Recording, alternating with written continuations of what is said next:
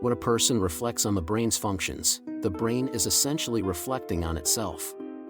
The human brain, as far as we know, is the only entity on Earth with the ability to become self-aware of its own existence.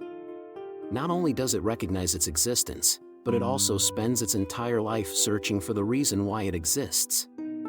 Merely existing is not enough for the brain, it must understand the purpose behind it. This constant questioning of why is what sets humans apart from every other species on the planet. From the moment we are capable of speaking, the word why seems to be our favorite. As children, we ask why the sky is blue or why things die. Our parents may offer answers, but the essence of the question remains unresolved. The brain is left in confusion, unable to comprehend how it can be conscious enough to ask these questions, yet not conscious enough to uncover the answers. It becomes trapped in an endless cycle, seeking an escape from its own confusion but only digging itself deeper.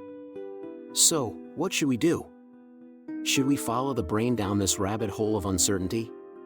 The answer is both yes and no. Living with the question why can be a double-edged sword. On one hand, ignoring our innate curiosity and not striving for greater understanding would be a wasted existence. But on the other hand, identifying too strongly with the unending search for answers leads to constant dissatisfaction and prevents us from truly enjoying our lives in the present. The key is balance. We must continue to ask why, but we must also learn to live happily without needing an answer to every question. If our happiness depends on answering every why, we become like a dog chasing its own tail. We run in circles, endlessly pursuing all of life's answers. But once the dog catches its tail, it realizes that it was part of itself all along, and in trying to catch it, it only bites itself. In the same way, those who seek meaning in life only by chasing after it will always feel unfulfilled. Life, like the dog's tail, is already attached to us. We don't need to chase it, sometimes, we just need to live it and embrace its mystery. Humans are like ships lost in the vast ocean of life, seeking stable land and hoping for direction, only to be carried by the unpredictable current. This often leads to feelings of helplessness and confusion, making us long to give up control as the captain of our ship. We search for something or someone to provide relief from the struggle of navigating life's complexities.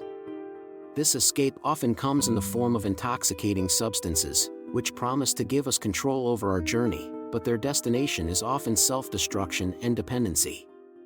The greatest challenge in life is life itself. We are constantly battling its complexities, its illusions, and when we fail to address these challenges, we become consumed by them. Dwelling on life's difficulties creates knots in our mind, just as a muscle knot restricts movement. These mental knots hinder our ability to live healthily. In our attempts to relieve these mental tensions, we often turn to substances, but the temporary relief they provide only tightens the knots further. Humans are among the few creatures on Earth that deliberately alter their own minds. This likely stems from the complex relationship between our inner world and the external one. Drugs, or intoxicating substances, create an illusion of smoothness and relief. Using them occasionally may not be harmful, but the problem arises when we fail to create this sense of relief naturally, without substances. This is what drives misuse and overuse of intoxicants, and it is this issue we must address. People who struggle with substance abuse are not criminals but victims of life's complexities. Drugs are merely a byproduct of this struggle.